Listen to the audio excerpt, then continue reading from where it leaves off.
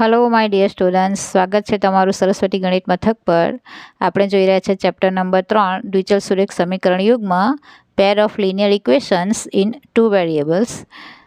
તો આગળના વિડીયોમાં આપણે સ્વાધ્યાય 3.2 નો પ્રશ્ન 1 ની પહેલા દાખલાની અંદર જે થયેલી ભૂલ એની સુધારણા કરી અને પ્રશ્ન 2 ની ચર્ચા કરી।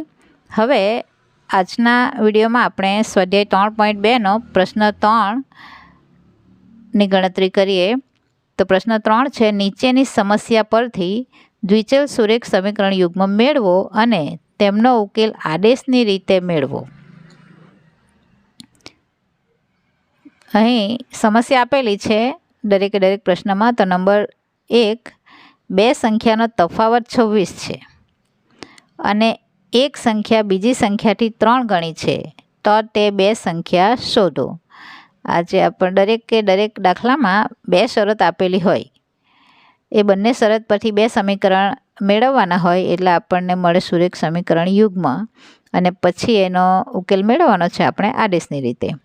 અહીંયા બે સંખ્યા છે એનો તફાવત આપેલો છે, એનો અર્થ કે એક સંખ્યા મોટી હોવી જોઈએ, એક નાની હોવી જોઈએ।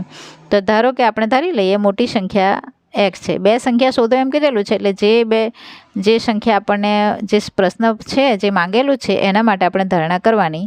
હવે બે સંખ્યામાં એક મોટી સંખ્યા છે, તો ધારો કે મોટી સંખ્યા બરાબર x અને નાની સંખ્યા બરાબર y આપણે ધારી લીધી।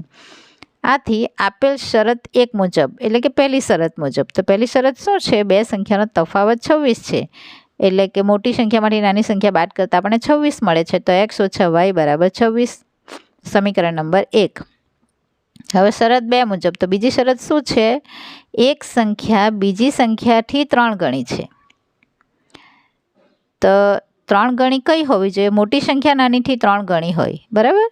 એટલા માટે મોટી સંખ્યા x એ નાની કરતાં 3 ગણી, જેના કરતા હોય તેની સાથે પ્રક્રિયા કરવાની, તેને 3 ગુણવાનું, તો x બરાબર 3y, સમીકરણ નંબર 2। અહીં આપણે સમીકરણ કેવું બને છે? x ઓછા 3y બરાબર 0, આવું એનું પ્રમાણિત સ્વરૂપ થાય દ્વિચલ સુરેખ સમીકરણનું। પરંતુ આપણે આદેશની રીત કરવાની છે, અને આપણે અત્યાર સુધી જે પ્રશ્ન કરી ગયા એમાં ખબર છે આપણને બે સમીકરણ આપી દીધેલા હોય, તો કોઈ બી એક સમીકરણમાંથી આપણે x કે yને એક સાઈડ એકલો કરીએ અને બીજી બાજુ x કે yના ફોર્મમાં મેળવીએ, તો આપણે અહીંયા ઓલરેડી બીજા સમીકરણમાં x એક સાઈડ એકલો છે જ, x બરાબર 3y, એટલે આપણે અહીંયા કોઈ ત્રીજું સમીકરણ બનાવવાની જરૂર નથી। આપણે ત્રીજું સમીકરણ બનાવતા જ એટલા માટે હતા કે x કે y એક સાઈડ થાય, અહીંયા છે જ, એટલે આપણે સમીકરણ 1માં x બરાબર 3y, એટલે કે જે સમીકરણ 2 છે એની કિંમત મૂકી દઈએ।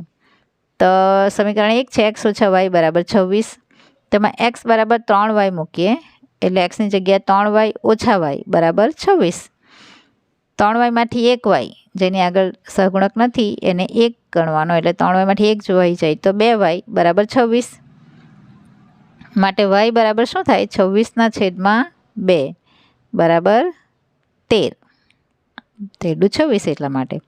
હવે આ 13 કયા સમીકરણમાં મૂકવાનું? આપણે અત્યાર સુધી આદેશની રીતમાં ત્રીજા સમીકરણમાં કિંમત મૂકતા હતા, પણ અહીંયા આપણે બીજું સમીકરણ જે છે એ x એક સાઈડ એકલો કરેલો એ ટાઈપનું છે, એટલે આપણે તો xની કિંમત મેળવવાની છે, અને એના માટે જરૂરી છે કે x એક સાઈડ હોવો જોઈએ એકલો, તો જે છે જ આપણી પાસે આ સમીકરણમાં, એટલે આપણે એની અંદર 13 મૂકીએ, તો x બરાબર 3yમાં y બરાબર 13 મૂકતા જો તમે અહીંયા પણ મૂકીને કરી શકો, આમાં પણ તમે yની જગ્યા 13 મૂકો તો આ 13 આ બાજુ આવતા પ્લસ થાય અને x એક સાઈડ રહી, છેવટે તો એ જ કરવાનું છે, x એક સાઈડ તો અહીંયા ઓલરેડી છે જ, તો પછી એમ જ મુકાય ને।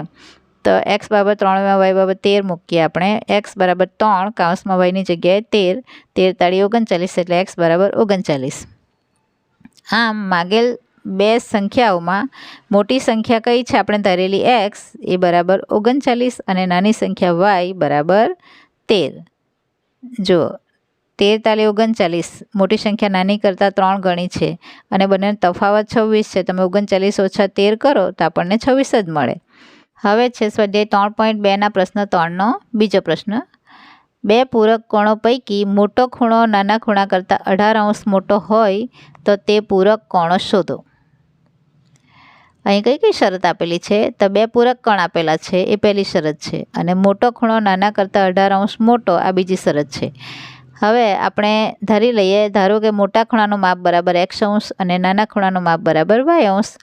હવે પ્રથમ માહિતી મુજબ, એટલે કે પ્રથમ શરત મુજબ, બે પૂરક કોણો, પૂરક કોણ એટલે જેનો સરવાળો, જે બે ખૂણાનો સરવાળો 180 હોય એને પૂરક કોણની જોડ કહેવાય. તો આપણે બંને ખૂણાનો સરવાળો 180, x + y બરાબર 180, સમીકરણ નંબર 1.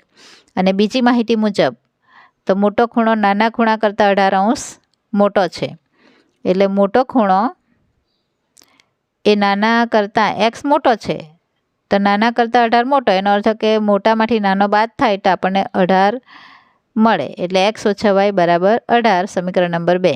હવે સમીકરણ 2માંથી આપણે x એક સાઈડ કરીએ તો x બરાબર 18 + y.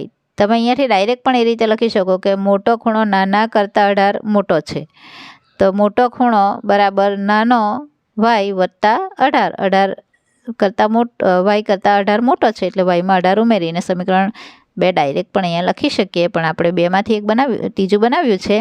x અહીંયા રાખીને yને 18ની બાજુમાં વત્તા કર્યા. આ સમીકરણ નંબર 3. એની કિંમત સમીકરણ 1માં મૂકતા, તો સમીકરણ 1 આપણે લખી દઈએ, x + y બરાબર 180. તેમાં xની જગ્યાએ 18 + y લખીએ, એટલે x બરાબર 18 + y અહીંયા લખવાનું છે આપણે, અને વત્તા y તો પાછું છે જ.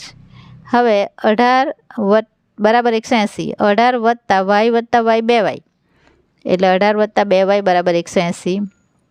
2y અહીંયા જ રાખીને 18 ને 180ના બાદબાકીમાં લઈ જવાનું. 2y બરાબર 180માંથી 18 જાય તો 162. હવે આ 2ને ભાગ્યામાં લઈ જવાનું, એટલે y બરાબર 162ના છેદમાં 2. 162 ભાગ્યા 2 કરીએ એટલે અહીંયા આપણને મળે 2 × 8 = 16 અને 2 × 1 = 2, એટલે 81. y બરાબર 81. તમે ભાગાકાર કરીને કરી લેવાનું, એકદમ સરળ વસ્તુ છે. 2 × 8 = 16 અને 2 છે, એટલે 2 × 1 = 2, એટલે 8 × 81. હવે y બરાબર 18 સમીકરણ, અહીંયા છે ભૂલ છે, y બરાબર 81 સમીકરણ 3માં મૂકતા, તો અહીંયા આપણે મૂકવાનો છે y બરાબર 81 સમીકરણ 3માં મૂકતા. તો સમીકરણ 3 લખી દઈએ, x બરાબર 18 + y, જે આપણું સમીકરણ 3 છે, એમાં 18 + y, એમાં yની જગ્યાએ આપણે મૂકીએ 81, એટલે x બરાબર 18 + 81, yની કિંમત 81 છે. તો 81 અને 18નો સરવાળો, x બરાબર 8 ને 1 9, 8 ને 1 9, એટલે 99. આમ માંગેલ ખૂણાઓના માપ 99 અને 81 છે. મોટા ખૂણાનું માપ 99 છે અને નાના ખૂણાનું માપ 81 છે.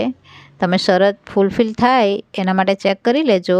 તો મોટામાંથી નાનો બાદ કરતાં આપણે કેટલા મળે છે? 18, અને બંને ખૂણાનો સરવાળો મળે છે 180.